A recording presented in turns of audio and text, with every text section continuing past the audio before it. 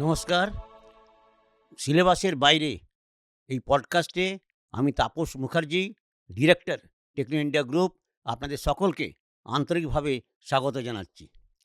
আজকে আমাদের এই পর্বে যিনি সম্মানীয় অতিথি, তাকে আপনারা হয়তো অনেকেই চেনেন। তিনি মূলত মেকানিক্যাল ইঞ্জিনিয়ার, যাদবপুর থেকে পাশ করেছিলেন, যাদবপুর ইউনিভার্সিটি থেকে। তারপরে বর্তমানে এসএনআইপি অর্থাৎ সাহা ইনস্টিটিউট অফ নিউক্লিয়ার ফিজিক্সে তিনি একটা গুরুত্বপূর্ণ দায়িত্বে এবং পদে রয়েছেন। এছাড়াও তাঁর আরেকটা পরিচয় রয়েছে, তিনি একটি সর্বভারতীয় সংগঠনের খুবই গুরুত্বপূর্ণ দায়িত্বে এবং পদে রয়েছেন। সে বিষয়ে আমরা পরে যখন আলোচনা হবে, আড্ডা হবে, তার ফাঁকে আমরা নিশ্চয়ই ওই নিয়ে কথা বলব। কিন্তু প্রথমেই আমি আপনাদেরকে কৌতূহল নিবারণ করছি, তিনি আর কেউ নন, তিনি হচ্ছেন ডক্টর জিষ্ণু বাসু। আমি ডক্টর বাসুকে স্বাগত জানাচ্ছি। নমস্কার, নমস্কার। নমস্কার ডক্টর বাসু। আমি আপনার কাছে জানতে চাইছি যে আপনি যে এ যাদবপুরে পড়াশোনা করেছেন, তারপরে শাহ ইনস্টিটিউট অফ নিউক্লিয়ার ফিজিক্সে এখন কর্মরত আছেন।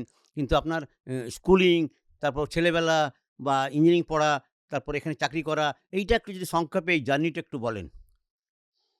আমি বারুইপুরের ছেলে। তো বারুইপুর হাই স্কুলেই উচ্চ মাধ্যমিক পর্যন্ত পড়েছি। আমাদের বাড়িতে আমার বাবা রামকৃষ্ণ বিবেকানন্দ ভাব আন্দোলনের সঙ্গে খুব যুক্ত ছিলেন। বাবা বেশিরভাগ সময় শ্রীরামকৃষ্ণ বিবেকানন্দের নিয়েই থাকতেন। ওই বেলুড় মঠে যেতেন, এই কাকুরগাছির যোগোদ্যান মঠে যেতেন।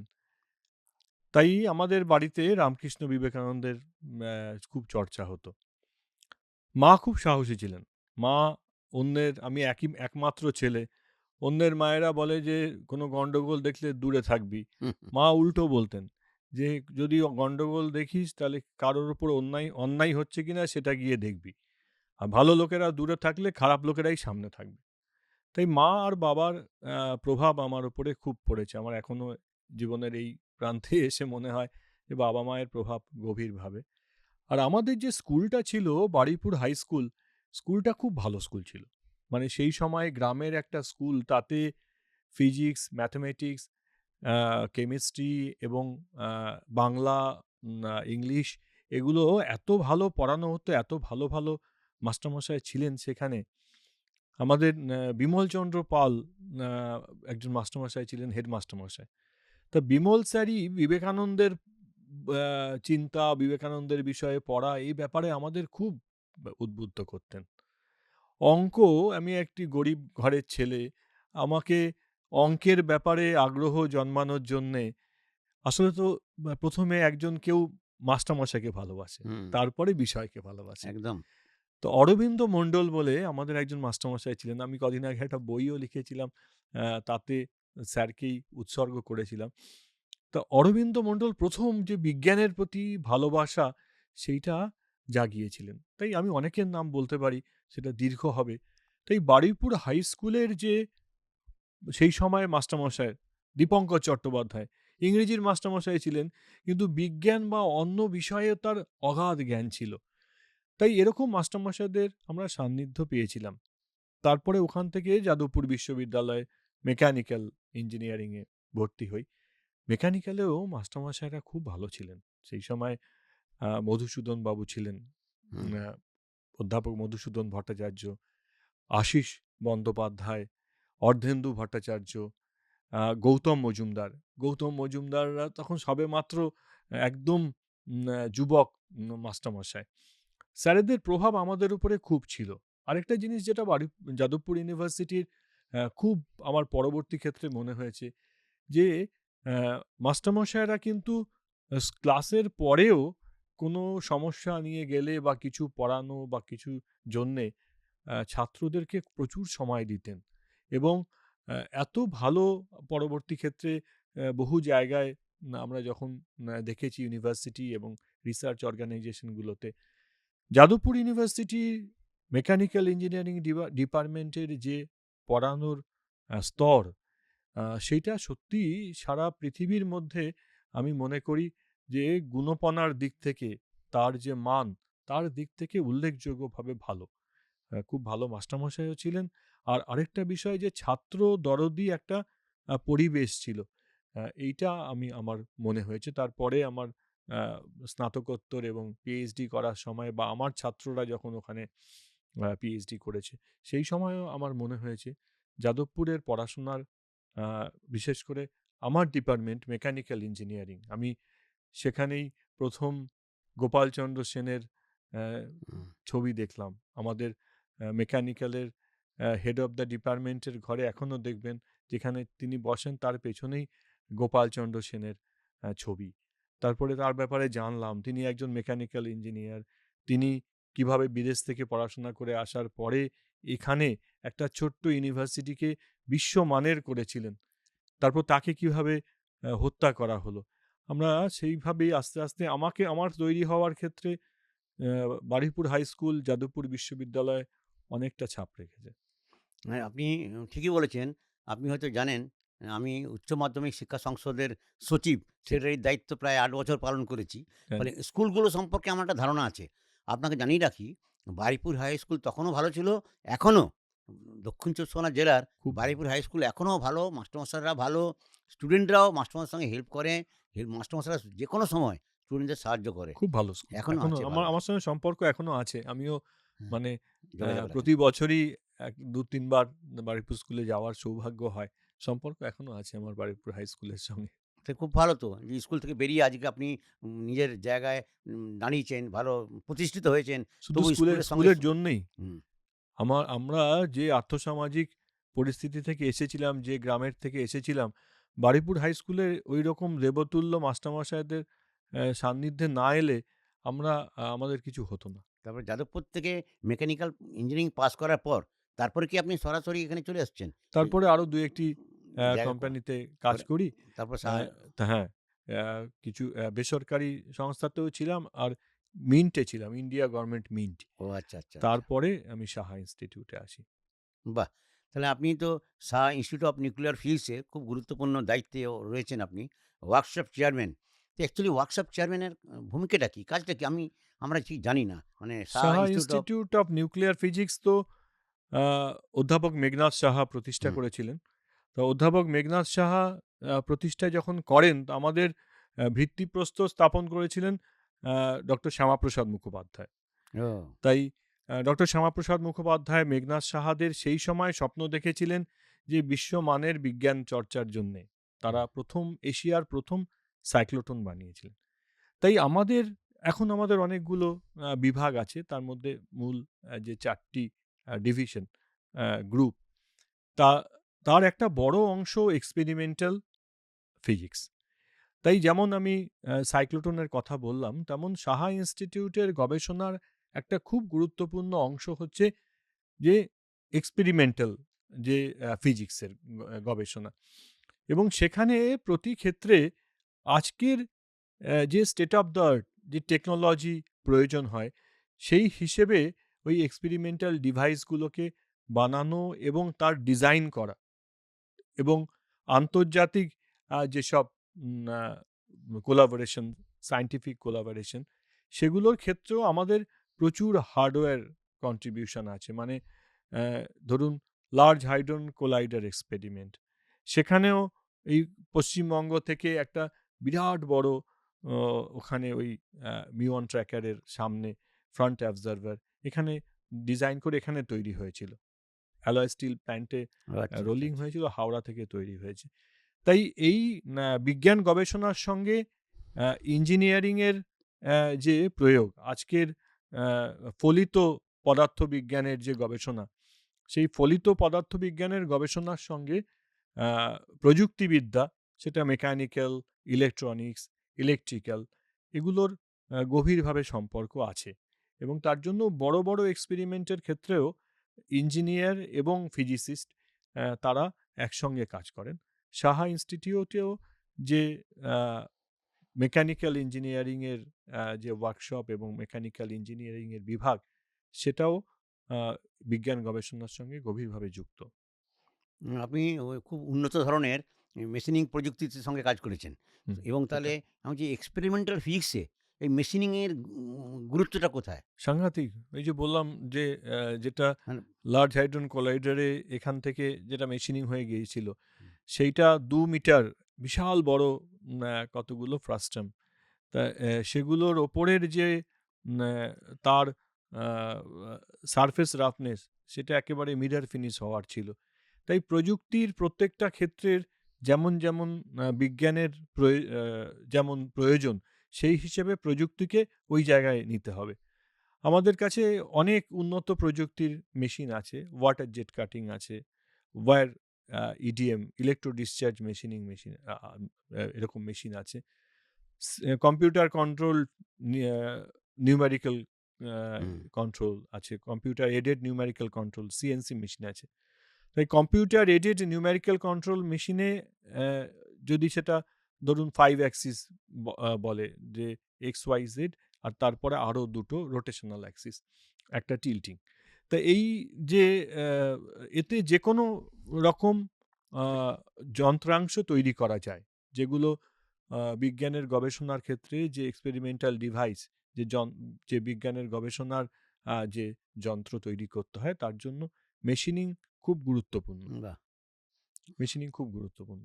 আচ্ছা, আরেকটা জিনিস আমি শুনেছি, আপনি আন্ডারগ্রাউন্ড এক্সপেরিমেন্টে ডিটেক্টরের কে নিয়ে কাজ করেছেন হুম, আরকি। যে ওইটাই মাটির নিচে একটু অনেকগুলো ডিটেইলস এ বলুন একটু। মানে খুব ইন্টারেস্টিং যে অনেকগুলো মাটির দেশের নিচে এই খুব এক্সপেরিমেন্ট করার ইন্টারেস্টিং, ক্ষেত্রে ডিটেক্টরে, খুব ইন্টারেস্টিং। হ্যাঁ, খুব ইন্টারেস্টিং, একটু বলুন। একটা তো আমি কয়েকটা খবরের কাগজে এটা নিয়ে লিখেওছি।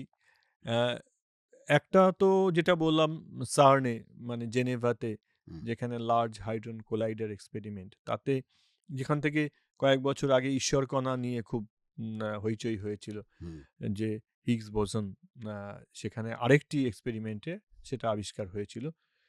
আমাদের অ্যালিস বলে একটি প্রজেক্টে আমরা কাজ করতাম, um, a large ion collider experiment. তাতে অনেকগুলো দেশের কোলাবোরেশন ছিল। তার মধ্যে মিওয়ান একটা সাবঅ্যাটমিক পার্টিকেল, অবআণবিক কণা, তাকে খোঁজার জন্য এক্সপেরিমেন্ট। তার মধ্যে পৃথিবীর কিছু মিওয়ান আছে আর মহাজাগতিক মিওয়ান হুম, আছে। তা ওই যে আহ, ওই লার্জ হাইড্রন, সেই বিস্ফোরণের সময় যা বেরোবে সেগুলোকে ধরার জন্য ওখানে ডিটেক্টর, সেই ডিটেক্টরও এখানে তৈরি হয়েছিল। খুব ভালো লাগে, গর্ব হুম, অনুভব হয় যে মাটির এত নিচে হুম, ভারতবর্ষের জাতীয় পতাকা লাগানো আছে। বাহ! ভারতবর্ষের তাই, জাতীয়, তাই এটা জানতাম না। হ্যাঁ, ভারতবর্ষের জাতীয় পতাকা আছে এখানকার। খুব যে এর মধ্যে অনেকগুলো অংশ ভারতবর্ষে তৈরি হয়েছে। প্রফেসর প্রতাপ ভট্টাচার্য, প্রফেসর সুকল্যাণ চট্টোপাধ্যায়, এনারা নেতৃত্বে ছিলেন। তখন প্রফেসর বিকাশ সিনহা ছিলেন, প্রফেসর প্রশান্ত সেন। তাই এই যে এই বিজ্ঞানীদের যে দল, তারা কতগুলো জিনিসকে ওখানে প্রমাণ করেছিলেন যে ভারতবর্ষ পারে করতে, এবং তার একটা গুরুত্বপূর্ণ অংশ ছিল ইঞ্জিনিয়ারিং। সেই হুম, ইঞ্জিনিয়ারিং এরও কত চ্যালেঞ্জ ছিল, ওটাও খুব ভারতের পক্ষে গর্বের বিষয়। ওটা প্রথমে রাশিয়া করতে চেয়েছিল, আচ্ছা, করবে বলে ঠিক করেছিল। আমরা প্রথম যখন ড্রয়িং পাই, তখন রাশিয়ার স্যারোভ বলে একটা জায়গা থেকে সেই ড্রয়িংগুলো তৈরি হয়েছিল। তা সেইটাতে তারপরে রাশিয়া ভেঙে গেল। তখন বলল যে না, আমরা আর এতটা করতে পারবো না। তখন প্রফেসর বিকাশ সিনহা, অধ্যাপক বিকাশ সিনহা বললেন ভারতবর্ষ পারবে, আমরা পারবো, সাহা ইনস্টিটিউট পারবে। তো সেই ড্রয়িংগুলোর যে ড্রয়িংয়ের তো একটা কনভেনশন হয়, ড্রয়িং আঁকার ভারতীয় যে মান আর রাশিয়ার যে স্ট্যান্ডার্ড, এ দুটো আলাদা। তাই ওই ড্রয়িং পড়ার জন্য আমি যে বললাম, আমি একটি যাদবপুরের থেকে প্রথম যে কোম্পানিতে গেছিলাম, নিউ অ্যালেনবারি ওয়ার্কস। তা সেখানে ওরা খুব বড় মানে কোম্পানি, এবং খুব ভালো ইঞ্জিনিয়ারিং এবং ইয়ের ক্ষেত্রে মেটাল কাটিংয়ে খুব ভালো কোম্পানি। তো ওরা রাশিয়ান ড্রয়িং নিয়ে কাজ করতো। সেখানে রায়চৌধুরী সাহেব বলে ডিজাইনের উনি হেড ছিলেন। হুম, আমি রায়চৌধুরী সাহেবের কাছে গিয়ে রাশিয়ান ড্রয়িং পড়া শিখেছিলাম। তো ওই যে রাশিয়ান ড্রয়িং ছিল, তাকে আমরা আমূল পরিবর্তন করি এখানে। তখন এখানে নরেন্দ্র বলে একটি কোম্পানি, তারপরে অ্যালয় স্টিল প্ল্যান্ট, তা আমরা একসঙ্গে ওই কাজটা করেছিলাম। ওদের ডিজাইন ছিল কপারের, মানে তামার। সেখান থেকে আমরা স্টেনলেস স্টিল, অস্টেনাইট স্টেনলেস স্টিলের একটা কম্পোনেন্ট তৈরি করে 10 টনের একটা ওই রকম ফ্যাব্রিকেশন করা হলো। সেইটা মাটির এত নিচে নামলো, এবং আমাদের এখানকার যারা আ এই মেশিনিস্ট যারা হাওড়ার কারখানায় কাজ করেন, তারা এত সুন্দরভাবে তৈরি করেছেন যে ওটার মানে ১ মিলিমিটারও তার কোনো রেকটিফিকেশন করতে হয়নি। এত ঠিকঠাক মাপ করে বাহ! বাহ! করেছিলেন। এটা অসাধারণ ব্যাপার। অসাধারণ। আরো একটা বড় আন্ডারগ্রাউন্ড ল্যাবে কাজ করেছিলাম, সেটা স্নো ল্যাব, হুম। সাডবেরি। সেটা অনেকটা একদম মানে ফাঁকা একটা খনিজের নিকেলের বড় একটা খনির তলাতে ২ কিলোমিটার নিচে ল্যাব। বাহ! মাটির থেকে ২ কিলোমিটার নিচে। তা সেখানেও ওই আ আম একটা বড় এক্সপেরিমেন্ট চলছে ডার্ক ম্যাটারের। যে আমরা আজকে বলা হয় যে আমাদের যেটুকু অংশ জানা, আ সেই মানে চেনাশোনা ম্যাটার আর এনার্জি, সেই সবটা মিলিয়ে মাত্র 4%। আর বাকি 96% ম্যাটার এবং energy, dark matter, dark energy. এখনো? এখন এই এখন অবস্থা? আমরা সেটা জানিই না, না জানি না তো। ভাবছি 96% এখনো অজানা। অজানা। এটাও অজানা। অদ্ভুত এবং ব্যাপার। এটাই এখন বলা হয় যে বিভিন্ন রকম ওই চন্দ্রা যে এক্স-রে উম আ অবজারভেটরি এবং অন্যান্য অনেক ইতে বোঝা যায় যে এমন কিছু একটা আছে যেটা মানে উইকলি ইন্টারেক্টিভ ম্যাসিভ পার্টিকেল। এটা একটা ধারণা। ডার্ক ম্যাটারের আরো অনেকগুলো ধারণা আছে যে তারা ইন্টারেক্ট করে না। না না ইলেকট্রিক কোনো ফোর্সের জন্য, না ম্যাগনেটিক কিছুতে, ইলেক্ট্রোম্যাগনেটিক পালসে করে না। আলোর সঙ্গে মানে ফোটনের সঙ্গে করে, মানে দেখতে পাওয়া যায় না। কিন্তু ম্যাসিভ মানে ওর প্রচণ্ড আ উম আ অভিকর্ষ বল আছে। তাই এইটা নিয়ে আজকে বিভিন্ন জায়গায় গবেষণা হচ্ছে। আমাদের ইনস্টিটিউটেও গবেষণার একটা দল, বিজ্ঞানীদের দল গবেষণা করছেন। তা সেইটার এক্সপেরিমেন্ট ওখানে একটা বড় এক্সপেরিমেন্ট চলছে যাতে আমাদের সায়েন্টিফিক কোলাবোরেশন আছে। এইরকমই একটি আন্ডারগ্রাউন্ড ল্যাব, মাটির তলায় আপনি জিজ্ঞেস করলেন তাই হুম। বলছি। ভারতবর্ষে একটা একমাত্র যে মাটির তলায় যে ল্যাবরেটরি আছে সেটাও সাহা ইনস্টিটিউটেরই ল্যাবরেটরি। এখনো সেই ল্যাবরেটরি কাজ করছে ২ কিলোমিটার না, ভিতরে? এখন আমাদেরটা ২ কিলোমিটার নয়, আমাদেরটা হাফ কিলোমিটার মানে যাই হোক। ৫৫৫ মিটার নিচে। এই যদুগড়ার যে ইউরেনিয়াম মাইন্স, হুম। সেখানে সাহা ইনস্টিটিউটের একটা ল্যাবরেটরি আছে। আচ্ছা, আচ্ছা, আচ্ছা। যদুগোড়া আন্ডারগ্রাউন্ড ল্যাবরেটরি। তা সেটাও সাহা ইনস্টিটিউটের বিজ্ঞানীরাই দেখেন। ওই আন্ডারগ্রাউন্ড ল্যাবরেটরিতেও অনেক আ আমরা কাজ করেছি। বাহ! এটা কিন্তু অদ্ভুত তো। আপনি একটা দুটো জিনিস বললেন যেটা আমার খুব মানে চমকে যাওয়ার মতো। একটা হচ্ছে মাটিরও নিচে ভারতবর্ষের জাতীয় পতাকা রাখা আছে। হ্যাঁ, এটা তো সার্নে, জেনেভাতে। জেনিভাতে হুম, ভারতবর্ষের জাতীয় পতাকা রাখা হুম, আছে। এটা ১ নম্বর। আর এখনো বিভিন্ন জায়গায় সে ১/২ কিলোমিটার হোক আর যাই হোক, ওখানে আমাদের ল্যাব আছে আরকি। হুম। আপনার Shah institute of nuclear physics এর তত্ত্বাবধানে ল্যাবগুলো এখন ওই কাজ করে যাচ্ছে। এটা যদুগড়াতে আছে। এটা দা ইউরেনিয়াম এটা মাইন্সের এটা ভেতরে দারুণ ব্যাপার। তলায় আছে। হ্যাঁ, বিজ্ঞানের এত কাজ হচ্ছে আরকি চারদিকে আরকি, হ্যাঁ, যেখানে আপনি যুক্ত আছেন। হ্যাঁ। আমি সবকটার সঙ্গেই যুক্ত ছিলাম। আচ্ছা আমি একটু অন্য বিষয়ে বলি। আপনি যেমন যাদবপুর থেকে মেকানিক্যাল পড়াশোনা করেছেন, পিএইচডি করেছেন। তো এখন যে তরুণ যারা বিজ্ঞানী বা গবেষণা করতে চায়, যে কোনো শুধু মেকানিক্যাল না, বিভিন্ন বিষয়। মানে তাদেরকে মানে একটু তাদের সম্পর্কে, তাদের কাজের ধরন সম্পর্কে বা কিছু পরামর্শ তাদের জন্য যে এখন থেকেই যদি তারা একটু দৃষ্টি দেয়, তাহলে ভবিষ্যতের ভালো বিজ্ঞানী, ভালো গবেষক আপনার মতন না হোক, কাছাকাছি অন্তত যেতে পারবে। না, আমি তো বিজ্ঞানী গবেষক বা এই হিসেবে আমি নিজেকে মনে করি না যে আমি খুব একটা সফল কিছু করেছি। আমি খুব সামান্য কিছু কাজ করেছি। আমার নিজের যেটা মনে হয়েছে যে দেশের সামনে অনেক সমস্যা আছে। হুম, যে সমস্যাগুলোর মানুষের প্রতিদিনের নৈমিত্তিক যে সমস্যা এবং প্রতিদিনের জীবন ধারণের জন্য যে সমস্যা, সেগুলোকে সমাধান করার জন্য বিজ্ঞান এবং প্রযুক্তির কাজ করা উচিত। এখনো ভারতবর্ষের একটা বড় সংখ্যক মানুষ দুবেলা পেট ভরে খেতে পায় না। তা এই যে দুবেলা পেট ভরে খেতে পাবে সেটাকে নিশ্চিত করতে পারে বিজ্ঞান এবং প্রযুক্তি। তাই আজকের যে আমাদের এখানকার যারা বিজ্ঞান নিয়ে পড়াশোনা করছেন, যারা প্রযুক্তিবিদ্যা নিয়ে পড়াশোনা করছেন, তাদের সামনে কিন্তু অনেক কিছু করার আছে। একটা মানুষ যে পেট ভরে খেতে পায় না, সে আমার জন্যে খেতে পাবে, সেইটা ভাবলে তার মুখের হাসিটা দেখলেই তো আমার নিজের সারাটা জীবন সার্থক হবে। তাই ভারতবর্ষের জন্য এখানকার বিজ্ঞান এবং প্রযুক্তিতে যারা কাজ করছেন, তাদের প্রচুর কিছু করার আছে। এবং আ যে জাতীয় শিক্ষানীতি, নিউ এডুকেশন পলিসি NEP 2020-তে এটার ওপরে গুরুত্বও দেওয়া হয়েছে যে ভারতবর্ষের জন্য ভারতবর্ষের প্রয়োজনে বিজ্ঞান এবং প্রযুক্তির একইভাবে করা যায়। আর আরও একটা বিষয়ে যে আমাদের ধরুন ইঞ্জিনিয়ারিংয়ের এই অনেকগুলো ডিসিপ্লিনে পড়ানো হয়, সেটা এক একটা ডিসিপ্লিনের যে ছাত্র সংখ্যা বা স্ট্রেংথ তো আমাদের দেশের প্রয়োজন হিসেবেই করা হয়েছে। ধরুন পাওয়ার প্ল্যান্ট, যে পাওয়ার ইঞ্জিনিয়ারিংয়ে কিংবা মেটালার্জিতে বা এখানে, তাই প্রত্যেকটা ইঞ্জিনিয়ারিংয়ের বিভাগেই সেই প্রশিক্ষিত প্রযুক্তিবিদের দেশের প্রয়োজন আছে। তার জন্য তাদের নিজেদের যে ক্ষেত্র, সেই ক্ষেত্রে মৌলিক কাজ করা দরকার। সেই ক্ষেত্রে ইন্ডাস্ট্রিতে তাদের সংখ্যা আরও বেশি দরকার। যাতে এই বিষয়গুলো আমাদের দেশ যদি ধরুন ধাতুবিদ্যা না জানি, তাহলে আমরা উন্নত হতে পারব না।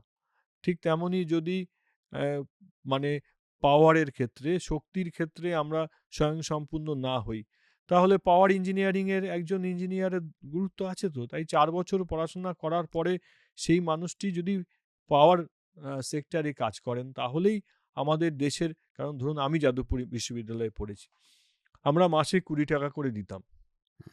তা ২০ টাকা করে দিতাম। তা আমি নিশ্চিতভাবে জানি আমার পড়াশোনাটা ওই ২০ টাকাতে হয়নি। আমার পড়াশোনার জন্য যে মাস্টারমশাইরা পড়িয়েছেন, যে ল্যাবরেটরি আমরা ইউজ করেছি, যে ওয়ার্কশপে আমরা কাজ করেছি, সেগুলো চালানোর জন্য কোটি কোটি টাকা লেগেছে। তা সেই টাকাটা দিয়েছে কে? সেই টাকাটা একজন গরিব মানুষ দিয়েছেন, কোনো একজন শ্রমজীবী।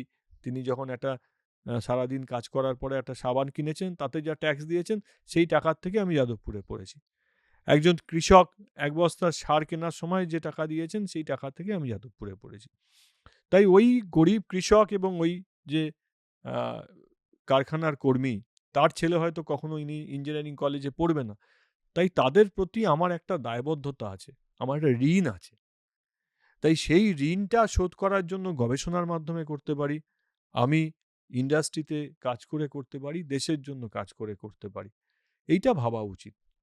কিন্তু তো দুর্ভাগ্যের বিষয়, অনেক ভালো, ভালো ছেলেমেয়েরা কিন্তু আপনি দেশের ট্যাক্সের টাকা আপনি বলছেন না, গরিব মানুষের ট্যাক্সের টাকায় পড়াশোনা করেছে যাদবপুরে।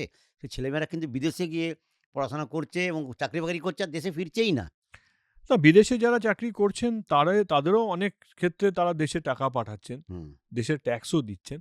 তাই কোনো একটা বিষয়কে অ্যা মানে সহজভাবে বলাটা ঠিক নয় যে বিদেশে সত্যি বলতে কি, যাদবপুর বিশ্ববিদ্যালয়ের কথা বললেন যখন, যাদবপুর বিশ্ববিদ্যালয়ে যখন ন্যাশনাল কাউন্সিল অফ এডুকেশন হয়েছিল, মানে আ শ্রী অরবিন্দ তার প্রিন্সিপাল হলেন। ১ম যখন হুম, আ যা national council of education Bengal হলো। তাই সেই কলেজের অধ্যক্ষ হিসেবে তিনি যখন আলিপুর বোমার মামলা সাজানো হচ্ছে এসব দেখে উনি বুঝতে পারলেন, তা উনি তার থেকে সরে এলেন।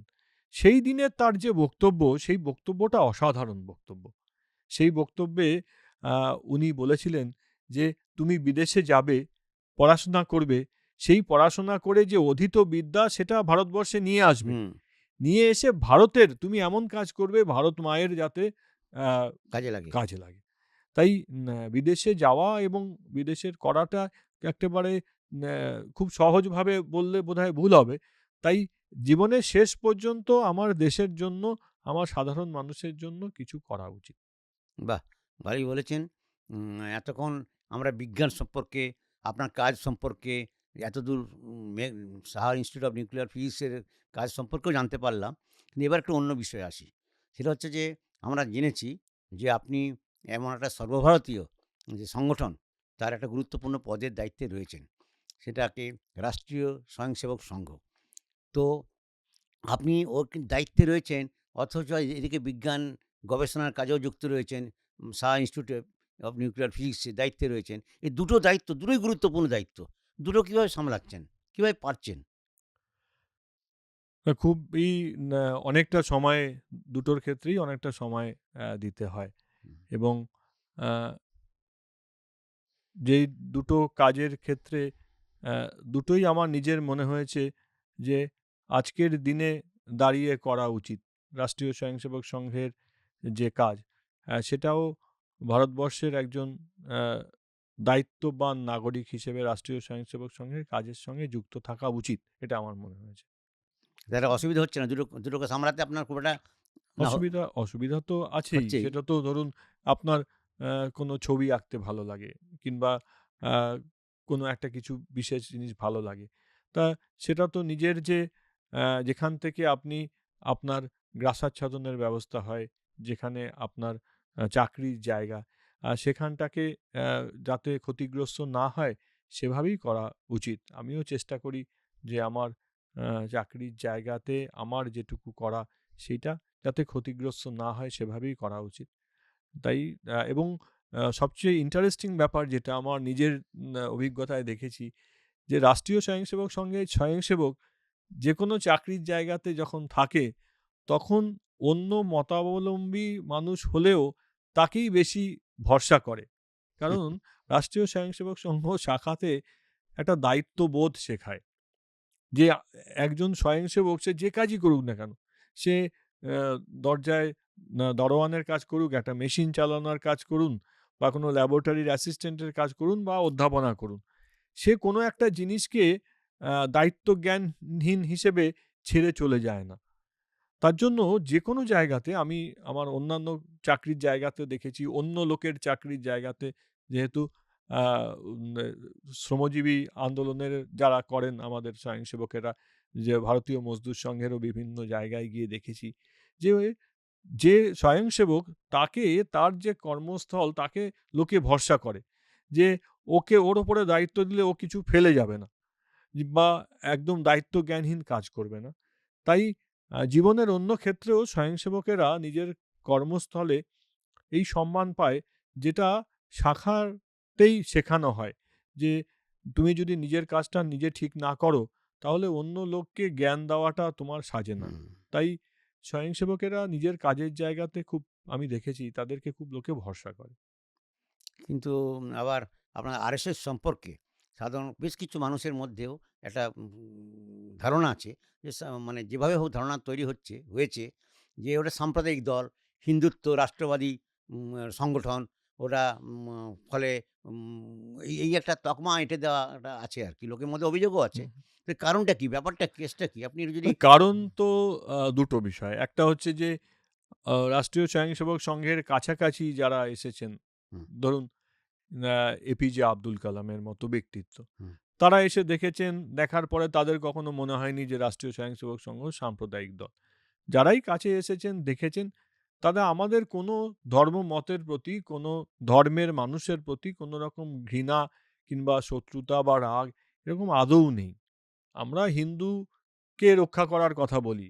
হিন্দুকে যাতে প্রতারিত না হয়, হিন্দুর উপরে যদি অত্যাচার না হয়। ধরুন বাংলাদেশে হিন্দুর উপরে অত্যাচার হচ্ছে বা বাংলাদেশে এতদিন ধরে হচ্ছে। রাষ্ট্রীয় স্বয়ংসেবক সংঘ বলে এসেছে, প্রতিবাদ করে এসেছে। তার মানে এই নয় আমি হিন্দু অত্যাচারিত হচ্ছে, হিন্দুর স্বার্থ রক্ষার জন্য কথা বলতে পারি। তার মানে অন্য কোনো সম্প্রদায়ের উপরে আমার কোনো দেশ বা অন্য কোনো সম্প্রদায়ের উপরে রাগ সেটা নেই। হিন্দুকে বাঁচানোর কথা বলাটা অন্য কোনো সম্প্রদায়কে আঘাত করা নয়। আর এটা আরো বড় বিষয় হচ্ছে যে হিন্দু তারা এমনিতেই পরমত সহিষ্ণু। সেটা শুধু রাষ্ট্রীয় স্বয়ংসেবক সংঘ বলে নয়। অটল বিহারী বাজপেয়ীজি একটা খুব সুন্দর কথা বলেছিলেন যে, "এই দেশটা সেকুলার থাকবে। তার কারণ এখানে কে সরকার চালাচ্ছে সেইটা মূল কারণ নয়। যে দেশে ৮০% মানুষ হিন্দু সেই দেশটা চিরকালই সেকুলার থাকবে।" কারণ হিন্দু পরমত সহিষ্ণু। তার জন্য আমাদের বিষয়ে যারা জানেন, যারা কাছ থেকে দেখেন, তারা কেউ মনে করেন না যে আমরা সাম্প্রদায়িক। আমারও প্রচুর অন্য ধর্ম সম্প্রদায়ের বন্ধু আছে, তাদের সঙ্গে ঘনিষ্ঠতা আছেন। তারাও আমার ব্যক্তি জীবনেও চেনেন, আমার সাংগঠনিক জীবনেও চেনেন। তারা কেউ আমাদের সাম্প্রদায়িক মনে করেন না। এবারে কিছু মানুষের দোকান বন্ধ হয়ে যায় যদি রাষ্ট্রীয় স্বয়ংসেবক সংঘ নিজের কাজ করে। যারা বহুদিন ধরে দেশের ওপরে অন্যায় চালাচ্ছে, তারা মানুষকে ভুল বোঝাচ্ছে। তাই তারা আ প্রতিনিয়ত প্রচেষ্টা করেন যে রাষ্ট্রীয় স্বয়ংসেবক সংঘের নামে মিথ্যে কথা বলতে। কিন্তু মানুষ আসলে অ্যা ধরুন খবর শুনে কারোর ধারণা তৈরি হয় না। তার নিজের ব্যক্তি জীবনে যা দেখেন হুম। ধরুন রাষ্ট্রীয় স্বয়ংসেবক সংঘের স্বয়ংসেবকেরা জীবনের প্রতিটা ক্ষেত্রে ভারতবর্ষে সবচেয়ে আগে এগিয়ে গেছে। যদি বলেন যে ছাত্র সংগঠন, অখিল ভারতীয় বিদ্যার্থী পরিষদ। যদি রাজনীতির ক্ষেত্র বলেন, সেখানেও স্বয়ংসেবকেরা যে সংগঠনে আছেন তাতে সবাই তাকে বিশ্বাস করে, ভরসা করে। ছাত্রদের মধ্যে যেমন আছে, তেমন শিক্ষকদের মধ্যে অখিল ভারতীয় শৈক্ষিক মহাসংঘ, ইউনিভার্সিটির টিচার থেকে শুরু করে একদম প্রাইমারি টিচার পর্যন্ত, তাদের সকলের জন্য সংগঠন আছে। সেখানেও সবচেয়ে বড় সংগঠন রাষ্ট্রীয় স্বয়ংসেবক সংঘের। তাই প্রতিটা ক্ষেত্রে মানুষ আসছে কেন? আপনি ছোট থেকে আজকে পর্যন্ত খবরের কাগজে বা মেইনস্ট্রিম মিডিয়ায় যা দেখে এসেছেন, আপনি এখন যেটা বললেন সেটাই দেখে এসেছেন। এই বাকি যে লোকগুলো যারা আমাদের সঙ্গে যুক্ত হয়েছেন, তারাও তো তাই দেখে এসেছে, তাই পড়ে এসেছে। কিন্তু তারা যেটা পড়েছেন আর ব্যক্তি জীবনে তাদের যে অভিজ্ঞতা, দুটো মেলে না। তারা দেখছেন না, আরএসএস এর কারোর প্রতি কোনো দ্বেষ নেই, কোনো মুসলমানকে সে ঘৃণা করে না, কোনো মুসলমানের কোনো ক্ষতি চায় না, কোনো খ্রিস্টানকে অপমান করতে চায় না। হ্যাঁ, ঠিক, হিন্দুর স্বার্থ বা হিন্দুর ওপরে অত্যাচার হলে সেই প্রতিবাদ করে, এবং প্রতিবাদ করে, সোচ্চারভাবে প্রতিবাদ করে। তাই হিন্দুর স্বার্থ রক্ষা করা মানে অন্য কারোর ক্ষতি করা নয়। তাই এটা দেখার পরে এই যারা এত কিছু দেখে এসেছে, পড়ে এসেছে, বা টিভিতে বা অন্য মিডিয়ায় শুনে এসেছে, সেইটা বিশ্বাস করে না, তার নিজের জীবনের যে অভিজ্ঞতা সেটাই বিশ্বাস করে। তার জন্য রাষ্ট্রীয় স্বয়ংসেবক সংঘ সম্পর্কে ধারণা ভ্রান্ত, এবং মানুষ নিজে যখন সংঘের শাখায় আসেন বা কাছাকাছি আসেন বা কোনো স্বয়ংসেবকের সঙ্গে সম্পর্ক হয়, তখন তারা দেখেন যে এগুলো মিথ্যা কথা, এগুলো সত্যি নয়। আপনি বললেন যে রাষ্ট্রীয় স্বয়ংসেবক সংঘে যে হিন্দুদের রক্ষা করা একটা গুরুত্বপূর্ণ দায়িত্ব। সে ভারতবর্ষে হোক, ভারতবর্ষের বাইরে হোক, পৃথিবীর যেকোনো জায়গায় থাক যেকোনো না জায়গায়। কেন, হুম। তা রক্ষা করা। কিন্তু অন্য সম্প্রদায়ের বিরুদ্ধে আপনাদের কোনো বিরূপ তো কিছুই নেই, বরঞ্চ আপনারা শ্রদ্ধাশীল। একদম ঠিক বললেন। কিন্তু আবার তার মানে আর যদি কোনো জৈন বা কোনো অন্য ধর্মাবলম্বী কোনো মানুষ যদি অত্যাচারিত হয়। এই দেখুন, জৈন বা উম, আহ, এই ভারতবর্ষের সংবিধান হুম, এনাদেরকে হিন্দুই বলে। বাবা সাহেব আম্বেদকর এটাকে নিশ্চিত করে দিয়ে গেছেন। জৈনরা অহিন্দু নন। সুতরাং না, শুধু জৈনের কথা বলছি না আমি। ধরুন কোনো সংখ্যালঘু সম্প্রদায়ের মানুষ অত্যাচারিত হচ্ছে, হুম, তখন আপনাদের কোনো ভূমিকা থাকবে না? আপনারা অবশ্যই থাকবে। এরকম ঘটনা ঘটেছে যে হুম, দুটো মুসলমান দেশের বিমান মাঝ রাস্তায়, আসলে সিগন্যাল কিছু ইয়েতে ছিল, দুটো বিমান পরস্পরের মধ্যে আঘাত করে হুম। সেখানে ভেঙে পড়ে। রাষ্ট্রীয় স্বয়ংসেবক সংঘের স্বয়ংসেবকেরা সেখানে গিয়ে তাদেরকে, বেঁচে থাকেনি কেউ, তাদেরকে তার ধর্মমত যেটা, তাদের বাড়ির সঙ্গে খবর যোগাযোগ করে নিয়ে তাদের ধর্মমত হিসেবেই তাদের শেষকৃত্যের ব্যবস্থা করেছে। এরকম বহুবার হয়েছে। মুসলমান সম্প্রদায়ের কেউ ধরুন বন্যায় ক্ষতিগ্রস্ত হয়েছে, বন্যায় আটকে পড়েছে, তাদের খাওয়ার দরকার, তাদের কোনো ত্রাণ দেওয়া দরকার। পশ্চিমবঙ্গেও যখন আইলার ঘটনা হলো, প্রচুর জায়গাতে, দক্ষিণ চব্বিশ পরগনাতে, সুন্দরবনের বহু জায়গায়, সেখানে মুসলমান সম্প্রদায়ের লোকই বেশি। তারা এসেছেন, তাদেরকে থাকার ব্যবস্থা করেছেন, খাওয়ার ব্যবস্থা করেছেন, তাদের সেবা করেছেন, তাদের চিকিৎসা করেছে, সব স্বয়ংসেবকেরা করেছেন। তার জন্য এটা বহু উদাহরণ আছে এই তার তার মানে ইয়ের। এবং রাষ্ট্রীয় স্বয়ংসেবক সংঘের সঙ্গে সম্পর্কিত বা যুক্ত এরকম মুসলমান সম্প্রদায়ের মানুষও সেবা করেছেন। আপনি বললেন, মনে পড়ে গেল। করোনার সময় আ উত্তরবঙ্গের আলিদা, আমাদের বহুদিনের পুরনো, আ উনি মুসলমান, নিজে মুসলমান। তা তিনি একজন মানুষ, তিনি উত্তরপ্রদেশ থেকে এসে আটকে পড়েছিলেন। তাকে প্রায় ১ মাস রেখেছেন বাড়িতে। খাওয়া-দাওয়া, সেই ভদ্রলোক মানে অশ্রু সজল ইয়েতে আমাকে ফোন করছেন। কাঁদতে, কাঁদতে ফোন করছেন যে, "আপনাকে ফোন করলাম যে এরকম একজনের বাড়িতে আমি ছিলাম। তিনি আমাকে এরকম যত্ন করেছেন। আমার নিজের আত্মীয়স্বজন হলেও এতদিন ধরে করবে না।" তাই ধর্ম বা এই উপাসনা পদ্ধতি নয়, ভারতবর্ষের মানুষ, স্বামীজিও এটা বলে গেছেন যে আমরা উপাসনা পদ্ধতি যে ভিন্নতা, সেগুলো এই বিবিধতাকে আমরা সেলিব্রেট করি। আমাদের কাছে এরকম নয় যে এই পদ্ধতিতে গেলেই কেবলমাত্র তুমি হুম, মানুষ হয়ে বাঁচতে পারবে। আমরা এই বিবিধতাকে উদযাপন করি, আমরা বিবিধতাকে সেলিব্রেট করি। আচ্ছা তুমি এইভাবে পুজো করছো, আমি এইভাবে পুজো করছি। যখন প্রথম মসজিদ তৈরি হয় ভারতবর্ষে, চেরামন মসজিদ, তখন আরবরা কিন্তু ভারত আক্রমণ করেনি। তখন ওখানকার একজন রাজা শুনেছেন যে এরকম একটা উপাসনা পদ্ধতি হয়েছে, তার জন্য উপাসনা পদ্ধতি পালন করার জন্য ভারতবর্ষে হিন্দু রাজা একটা মসজিদ তৈরি করে দিয়েছেন। দক্ষিণ ভারতের চেরামন মসজিদ আজকেও আছে। যশোরের রাজা প্রতাপাদিত্য জেসুইটদের ওখানে নিয়ে করতে দিয়েছিলেন, গির্জা তৈরি করতে দিয়েছিলেন। তখন ইংরেজ বা পর্তুগিজ বা এরা ভারতবর্ষকে দখল করে নেয়নি। তাই এইটা আমাদের রক্তের মধ্যে আছে।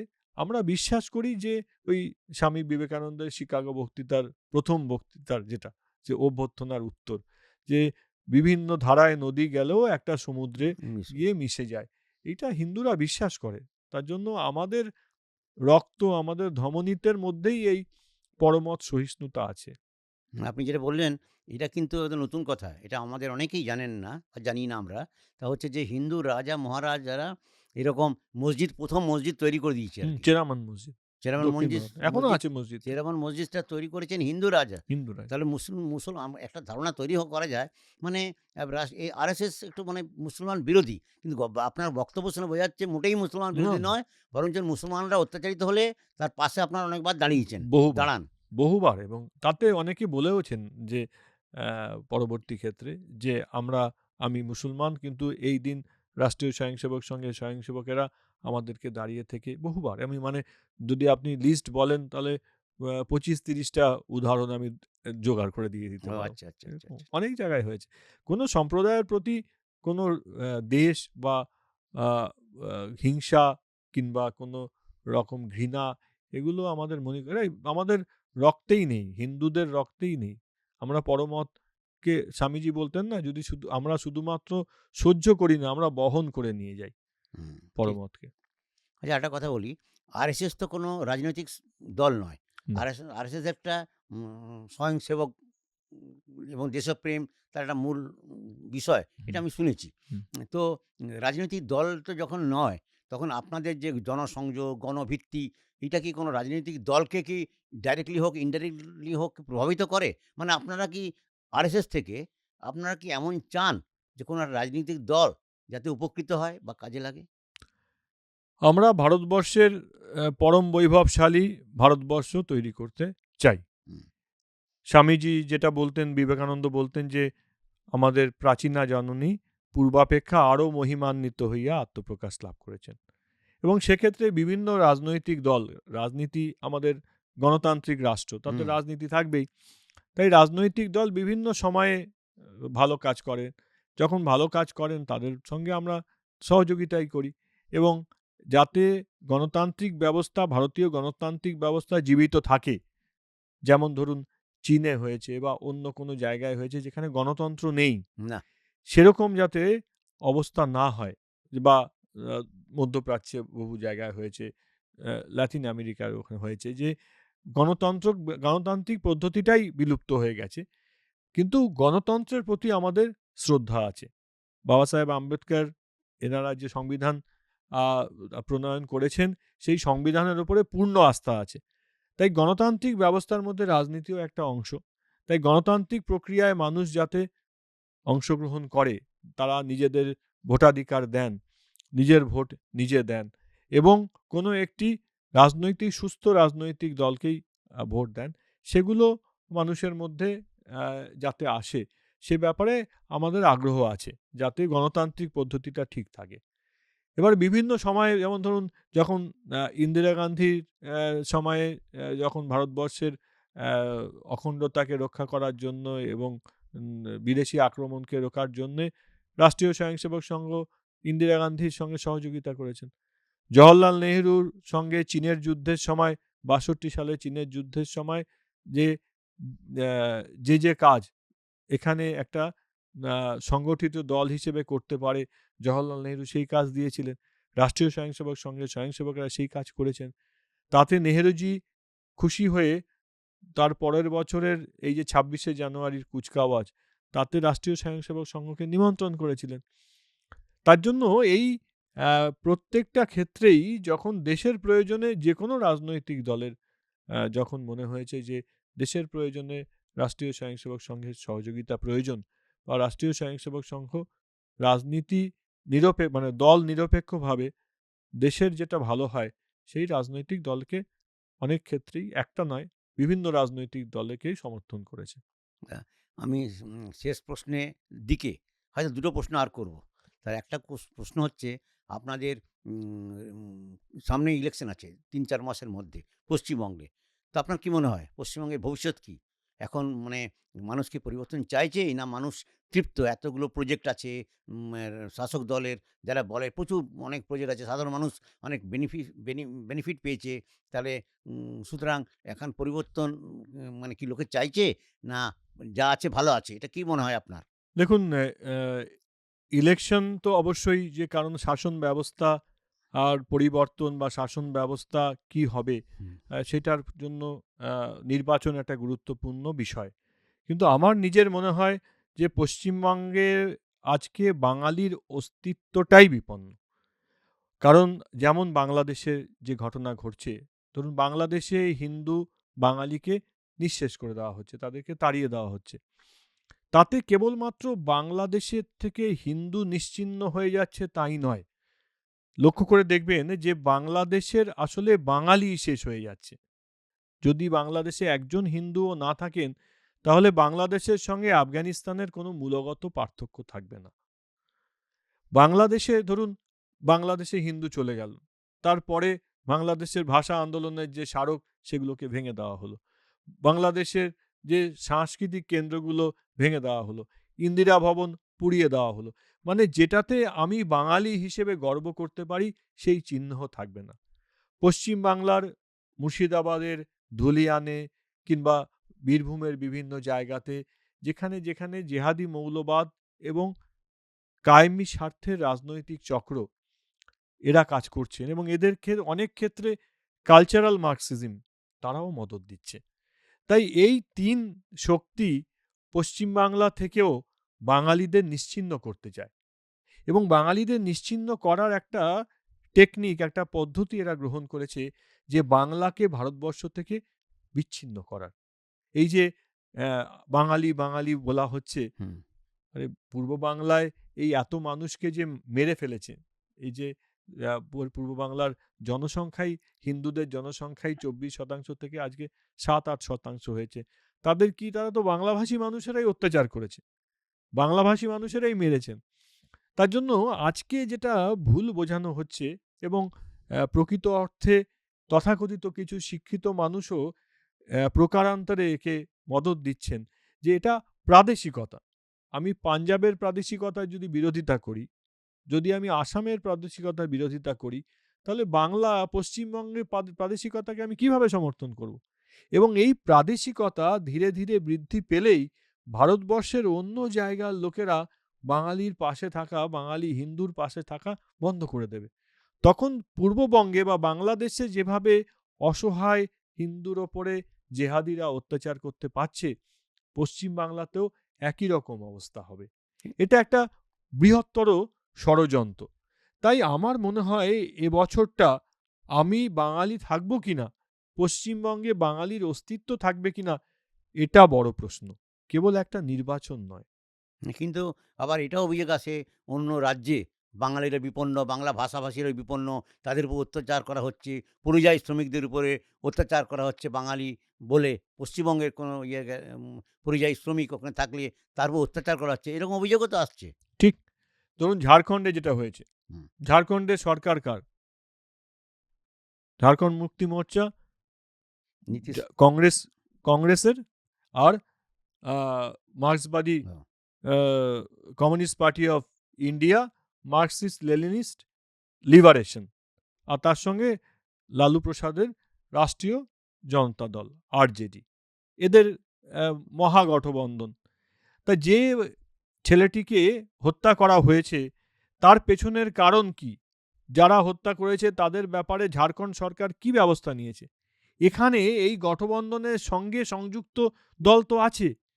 তো এখানকার যে নেতৃত্ব, তাদের তো ওখানে গিয়ে একটা টিম পাঠিয়ে দেখা উচিত, যে বাঙালি যে ছেলেটিকে হত্যা করা হলো বা যে অভিযোগ উঠেছে, সেটায় ঝাড়খণ্ড সরকার এবং ঝাড়খণ্ডের ওখানকার প্রশাসন কি ব্যবস্থা নিয়েছে। আসলে কেবল প্রাদেশিকতা এবং সাম্প্রদায়িকতা ছড়ানোটাই এদের উদ্দেশ্য। কারণ আসল সত্যিকে জানানো সেটা যদি উদ্দেশ্য হতো, তাহলে এখান থেকে কংগ্রেসের একটা টিম, এখান থেকে কমিউনিস্টদের একটা টিম ঝাড়খণ্ডে গিয়ে, সরকার তো তাদেরই সরকার, গঠবন্ধন, মহাগঠবন্ধন সরকার, তা সেই সরকারের কাছে তারা জানতে চাইতে পারতেন যে কেন পুলিশ প্রশাসন ব্যবস্থা নেয়নি, এদের প্রোটেকশনের জন্য কি ব্যবস্থা নেওয়া হয়নি, কেন নেওয়া হয়নি।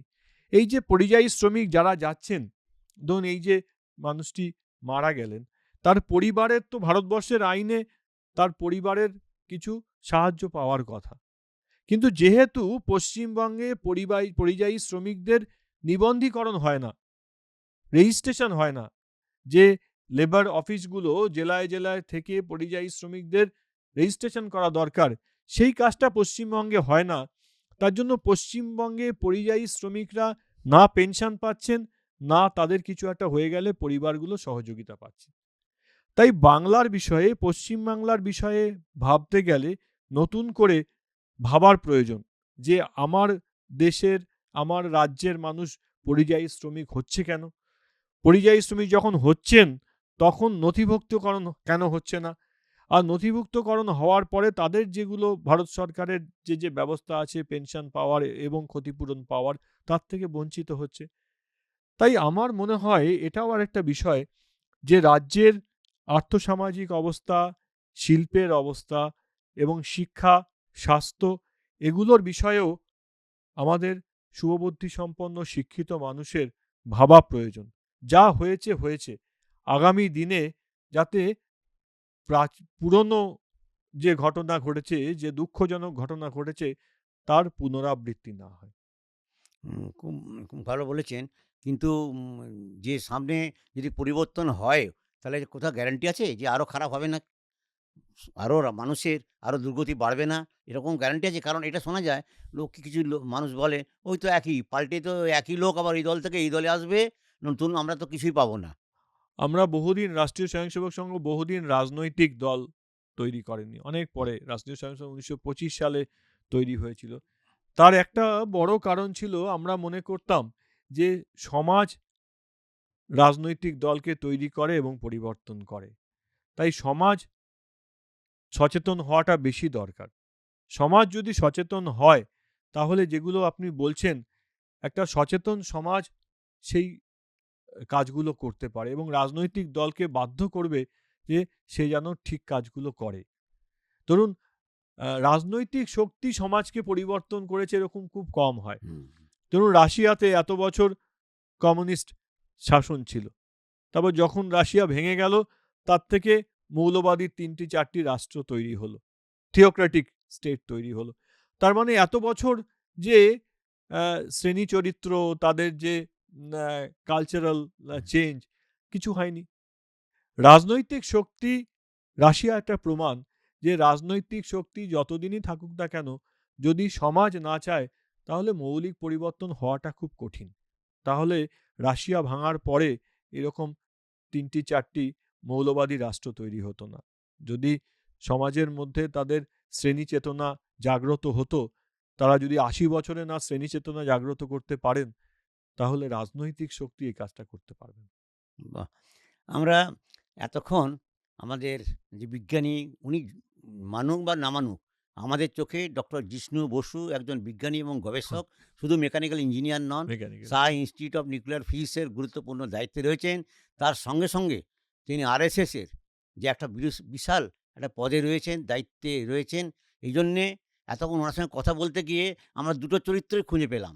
একটা হচ্ছে বিজ্ঞানী হিসাবে এসএনআইপির যেসব কাজকর্মগুলো হচ্ছে, তার সম্পর্কে অনেক কিছু জানতে পারলাম, এবং তার সঙ্গে সঙ্গে আরএসএসের সম্পর্কে যেসব ধারণাগুলো, যেসব অভিযোগগুলো আছে, সেই সম্পর্কে উনার অভিমতটাও আমরা জানতে পারলাম।